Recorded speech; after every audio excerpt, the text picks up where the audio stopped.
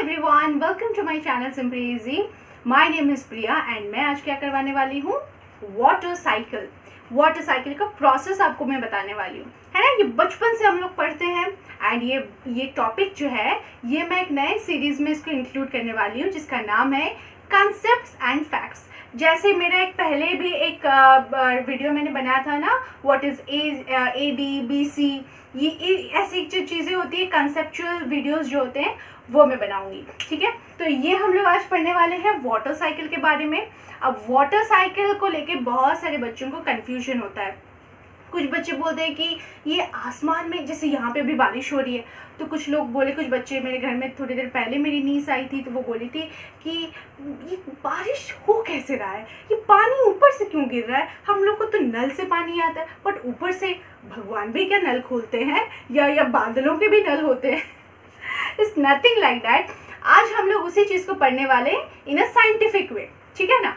अब देखो, अब पानी जो है वो कब हम लोगों ने अगर किचन में अगर कभी गए हो आप लोग, तो आप लोगों ने देखा होगा ना कि मम्मी जब खाना बनाती है, पापा खाना बनाती है, आप जब खाना बनाते हो तो क्या होता है कि पानी ही गर्म कर लेते हो, मान लो चाय बनाने के लिए।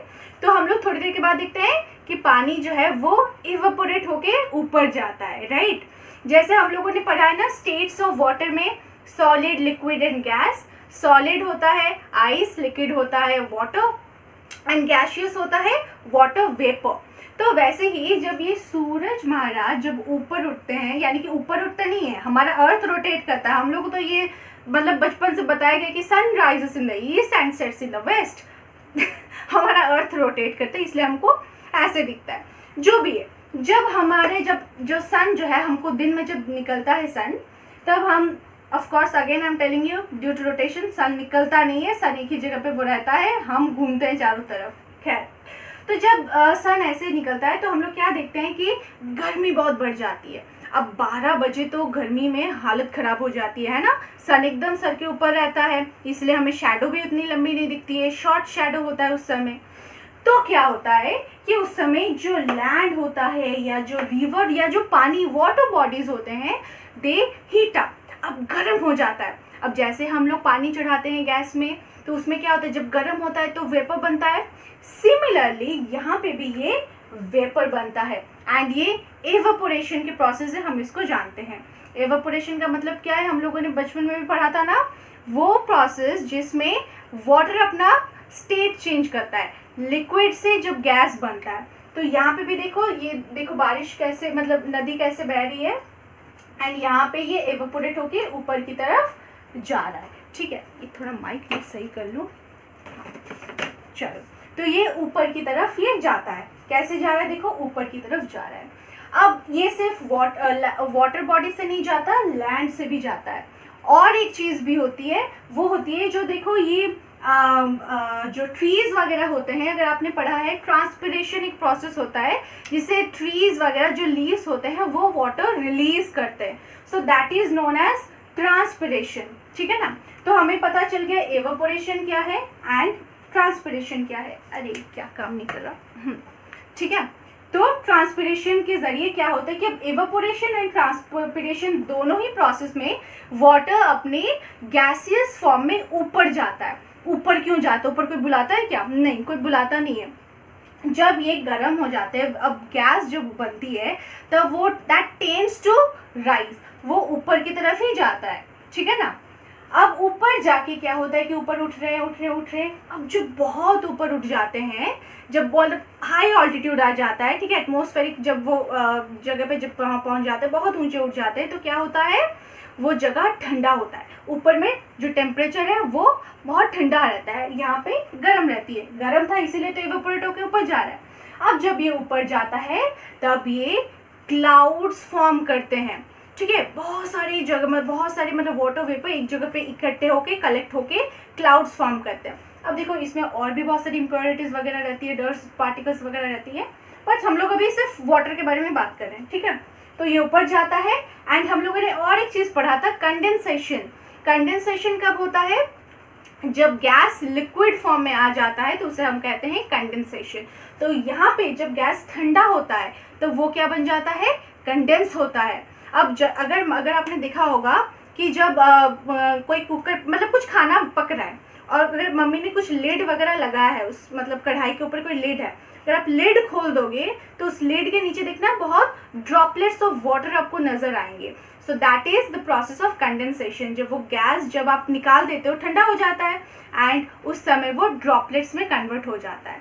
तो यहाँ पे भी सिमिलरली वही होता है. वेपर क्या हो जाता है कंडेंसेशन में, कंडेंसेशन के जरिए यहाँ पे ये क्लाउड्स फॉर्म करता है, ये ठंडा होता है वाटर वेपर जाके एंड एक जगह पे इकट्ठा होता है. It accumulates there. अब देखो क्या होता है, अब क्या होता है देखो, प्रेशर कुकर में जब बहुत प्रेशर बढ़ जाता है तो क्या करता है, वो सीटी बजाता है. वो विसल वाली सीटी मतलब क्या बोलो तो वो फट जाता है ना. अब सिमिलरली यहाँ पे जो बहुत बहुत जब वो लोड नहीं ले पाता है, अब क्लाउड थक आ जाता है, बोलता है भाई मुझे माफ़ करो, छोड़ो, मुझको और नहीं रखना, मेरे में और जगह नहीं है. बलून में भी जब हम लोग बहुत एयर भरते हैं क्या होता है, वो बर्स्ट करता है. सिमिलरली जब क्लाउड्स में जब बहुत ज़्यादा पानी मतलब भर जाता है तब क्या होता है, वो एक बर्स्ट, वो फूट जाता है ना, गुब्बारे की तरह. तो उस समय क्या होता है, वो पानी जो है वो ऐसे नीचे रेन के फॉर्म में वापस हमारे पास आ जाती है ना. एंड हम लोग देखना बहुत लोग क्या करते हैं, उस बारिश में नाचते हैं, राइट. अब जैसे जो फिल्म्स में एक्ट्रेस वगैरह एक्टर्स वगैरह, उनको तो बारिश का मौका चाहिए नाचने के लिए, नाचते हैं जो भी है. सो ये जो रेन होता है इसको बोला जाता है, इस प्रोसेस को बोला जाता है प्रेसिपिटेशन. क्या बोला जाता है, प्रेसिपिटेशन.